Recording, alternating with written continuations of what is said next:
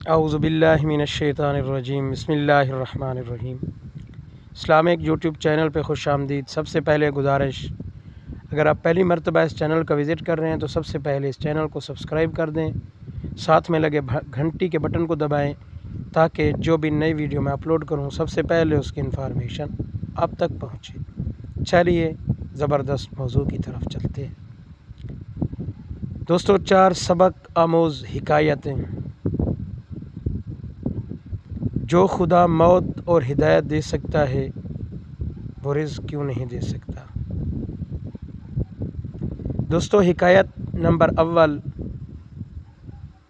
ایک دکاندار سے پوچھا گیا، کس طرح اس چھوٹی اور بند گلی میں اپنی روزی روٹی کما لیتے ہو؟ تو دکاندار نے جواب دیا، میں جس سوراخ میں بھی چھپ جاؤں موت کا فرشتہ مجھے ڈھونڈ نکالے گا۔ تو یہ کس طرح ممکن ہے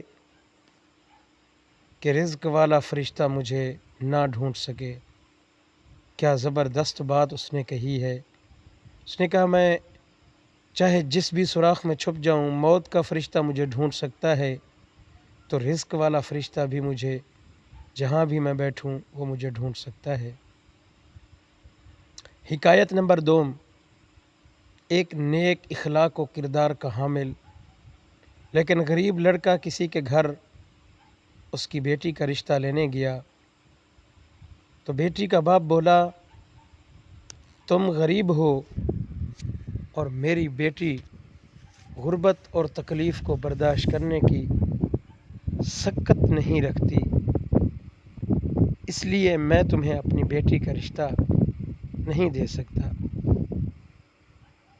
پھر ایک بد اخلاق و بد کردار لڑکا اسی لڑکی کا رشتہ لینے گیا تو لڑکی کا باپ رشتہ دینے کے لیے راضی ہو گیا اور اس کے بد اخلاق ہونے کے بارے میں یہ کہا، اللہ تبارک و تعالی اس کو ہدایت دے دے گا انشاءاللہ۔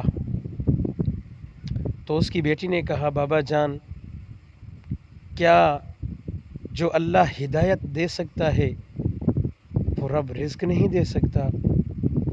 یا ان دونوں خداؤں میں کوئی فرق ہے کیا؟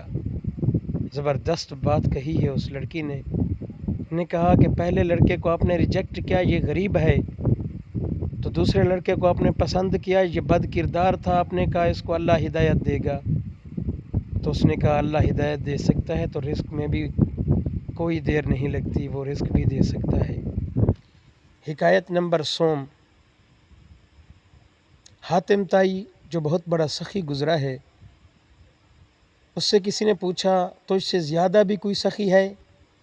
اس نے کہا، ہاں، وہ مرد جس کی 2 بھیڑیں تھیں، ایک کو رات میرے لیے ذبح کیا تو میں نے اس کے جگر کے لذیذ ہونے کی تعریف کی، دوسرے دن صبح اس نے میرے لیے دوسری بھیڑ کو بھی ذبح کیا اور میرے لیے کباب بنائے۔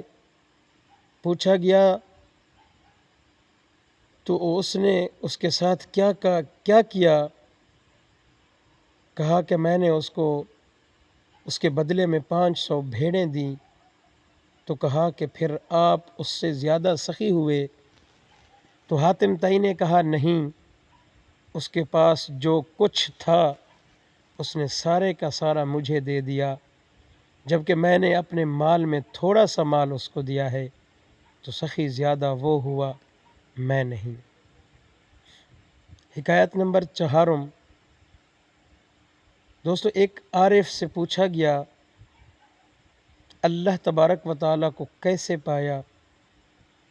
تو اس نے کہا، اللہ تعالیٰ طاقت رکھتا ہے وہ میری کلائی کو پکڑے، لیکن وہ ہمیشہ میرا ہاتھ پکڑ کے مجھے سیدھی راہ دکھا دیتا ہے۔